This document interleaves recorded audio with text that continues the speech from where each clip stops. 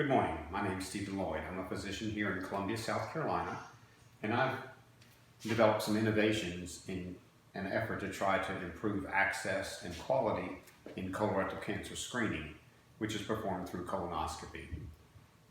We'll take our time machine back more than 25 years when a major research effort was published called the National Polyp Study, which looked at patients that were having colonoscopies and in whom large polyps were identified and removed, and they followed the patients for years to find out what impact that had on their chance of getting colon cancer.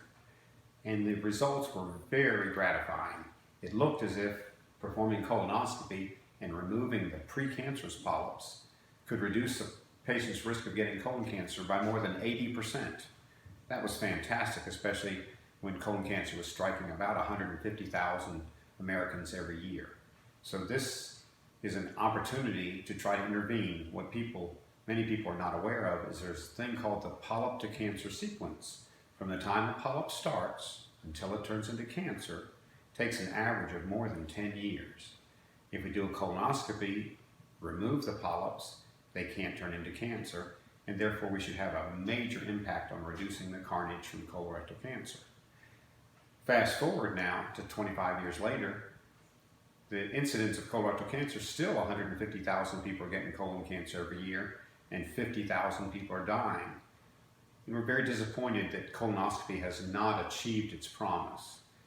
Nearly 60% of Americans have had a colonoscopy, yet the incidence and mortality from this disease are dropping very slowly. They've dropped maybe 20 or 25% instead of the hoped for 80%.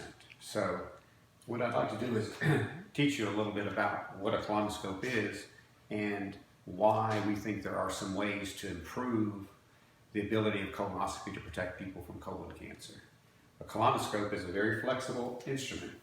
It has a TV camera on the end. It has buttons that go up and down and left and right, and there are little buttons that we control to blow up some air into the colon or suction out some residual material.